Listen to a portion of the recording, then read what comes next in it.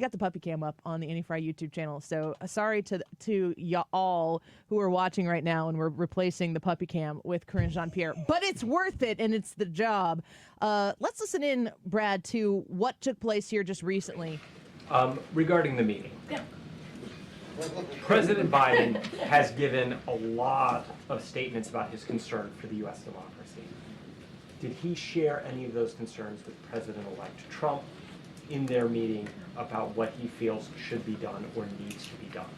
So I'm not going to go into granular detail of what was discussed. That's shocking. In the meeting. What I I thought we can get nothing but say detail. that it was indeed very cordial, very gracious, and substantive.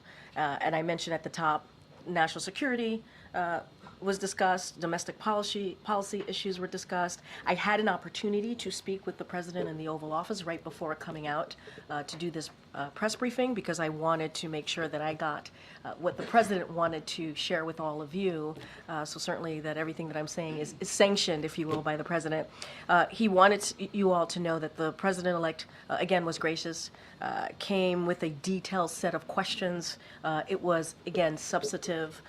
But I do want to take a little bit of a step back here, because it's really important to note, and you're going to hear me continuing to say this over and over again, the importance of having a smooth transition, and importance of having an orderly transition. The president respects the will of the American people and wants to make sure that occurs. That is what he believes the American people deserve. And so that is as far as I can go. That is what I am sharing with you from the president directly. And look, we're going to make sure, as Jake Sullivan was saying, that his team has what they need, right? They want to make sure that it is indeed an efficient, effective transition, so that we hand over the people's business so that they can continue the people's business. Can you say how President Biden answered some of those detailed questions? I will say that the president certainly looked forward to the meeting, appreciated the conversation, and answered any questions that the president-elect had, offered up his thoughts, but I'm not going to go any further than that. Again, Mary. You said gracious, cordial, substantive. The president obviously hit on a wide range of issues, but did he get a sense that the issues that he was impressing upon, that any advice he was giving was being well received? I think so. I think that's why the president was wanting me to let you all know that there was a very good back and forth, and it was substantive, as I mentioned before, and I want to be mindful. It was a private conversation, so I don't want to go into specifics or details, but look, they met for more than 2 hours. They met for a very long time, or nearly 2 hours, pardon me, and I think by the length of the meeting tells you that they had an in-depth conversation on an array of issues. And so, look, the president reached out to the president-elect wanting to make sure that he gave an opportunity to the president-elect, afforded him that opportunity to have a meeting with him to talk about the different issues that matter to the American people. But nearly 2 hours says a lot about how the meeting went. Any plans to keep a line of communication open? The president is always going to, obviously, keep that line of communication open to the president-elect. We got to remember, this is not about the two presidents. This is not about President Biden or President-elect Trump. This is about the American people and what's right for the American people. And if anything, the president has led by example, right, over the last week now, on making sure that we have this cordial transition of power. Just one other topic. President-elect Trump's nominee for defense secretary has questioned whether or not women should serve in combat roles in the military.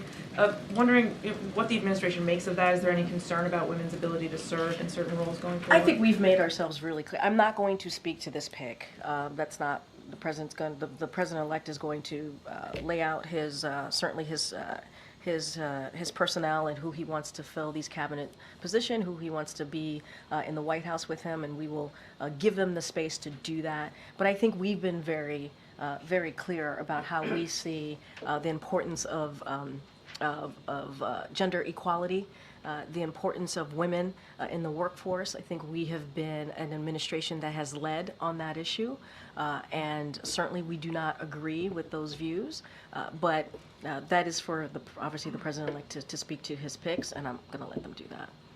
Okay, John. You said the president-elect came with a detailed list of questions. That's surprising to me. What was on his list?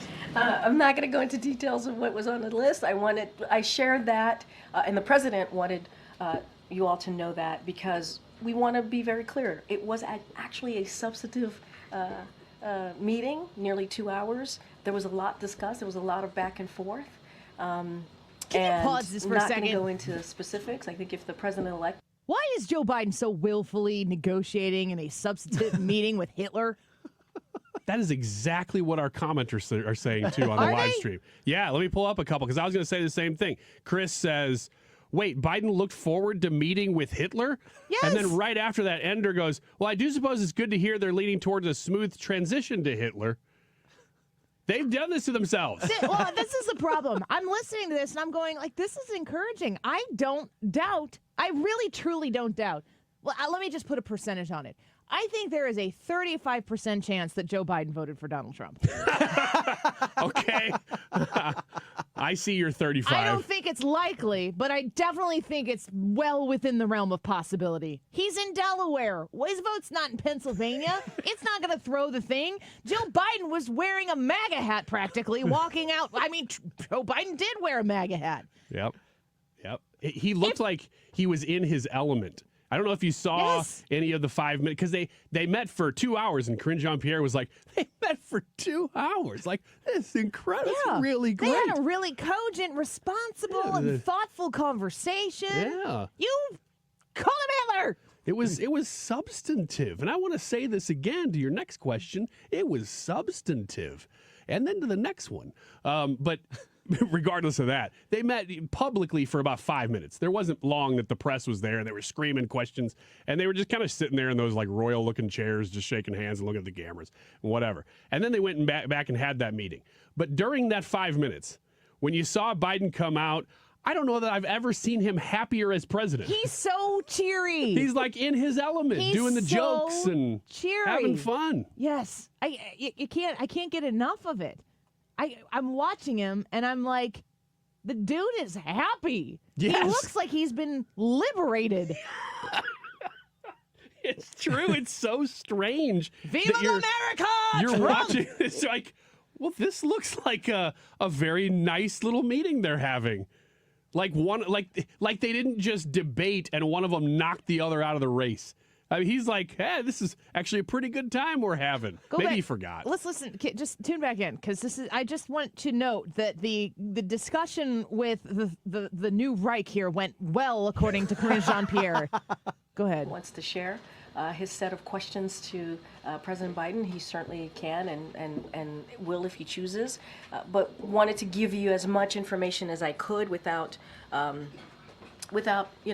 going into too much specifics on a private conversation. Was the list typed out on a piece of paper? I don't have. I appreciate the effort there, Jeff. I don't have anything beyond that. Did the issue of the fact that President Trump did not acknowledge President Biden as the winner in the 2020 election come up today? What we want to do is move forward. We do. Really? No, seriously. What we want to do is move forward. We respect the will of the people. There was an election, as you know, last week, and the American people spoke. And so the president is going to make sure that he puts the American people first. He's going to make sure that we move forward in this process, in this transition process, in a way that is respectful to the American people and to lead by example. And so that's our focus. That's what we want to do. I think the president has shown that in the past week of that leadership. And so that's what you're going to hear. That's what we're going to continue to do in the 68 days that we have left in this administration. So, Corinne Jean-Pierre answering questions at this press conference. This is auditory, of course, but it's also, Ryan, I'm going to have you kind of narrate what happens here for those. They're going to hear some, but I want you to tell us the visual parts, because Joe Biden was standing at an event, I believe in the White House. Jill Biden is speaking. She's behind a podium. Some are going to graduate. Joe and I are also preparing for what's coming next. Joe does the sign of the cross. Jill Biden's standing there, and I think they're talking about graduates or something or whatever. But Jill it's Jill's stage. Joe Biden. Yeah, Joe's off to the right. Joe's doing what Joe does, which is standing by and waiting for someone to tell him what's next. Yeah. And she says, Joe and I are also looking forward to what comes next. And he's just standing there off to the side, maybe 8 feet away from her, 6 to 8 feet to her right for what's next. And he does what every man who realizes that your retirement is about to set in and you're going to have to spend all this time at home together. And he crosses himself as a Catholic would do. Father, Son, Holy Spirit. It's very funny. Mm-hmm. It's very funny. Yeah, he pulls off a joke there. I like It was a this good one. guy. Yeah, this guy's all right. It's almost as if for a moment you forget that he is still the president and has had a terrible presidency. But at this moment, you're like, hey, all right. Oh, the books that are going to be written, the stories that are going to be told. There are things crawling around X, as you would expect them to be crawling around X at this point, about how Joe Biden dropped out of the race and who said what and when and who posted the message of him dropping out. Remember when he dropped out on Twitter and didn't speak for days? Oh, yeah. Everybody was like, is he alive? I was on vacation. Trump had just been shot. Then within days, Joe Biden's like, I'm out. But he did it on X, which is just a really interesting place. I'm sure Elon Musk was grateful for that. And then the next thing he turns around is Kamala Harris for president. Wink, wink. Yeah, within 15 to 20 minutes of the initial dropout, wasn't it? It was pretty quick. There are lots of discussions about 30. it, and I'm looking forward minutes. to seeing the real details, on record testimonies of what actually took place. So Karine Jean-Pierre, very positive and upbeat about the cordial and substantive discussion between President Joe Biden and President-elect Donald Trump. Yeah. Great. Joe Biden, I just feel like he's going to be like, I'm going to tell you where all the bodies are buried. Oh, I hope so. I hope he starts today. Yeah. I hope that's what the meeting was about with Trump. Do you want Trump to pardon Hunter? I have no opinion. I don't care one way or another. If it happens, fine. If it doesn't, also fine. Do you? I kind of do. Just, so Hunter was pardoned by Hitler. But I like the idea of He it. should pardon him for the gun crime. Just that. Just that one. And then buy some art. I'll meet you halfway. We're strong Second Amendment supporters over here. Move that one aside. I think the president gets to pick some of the things that hang in the White House. He should put up one of Hunter's paintings. In the bathroom. Wherever. Doesn't matter to me. Put it over by the lockers where the cocaine was found.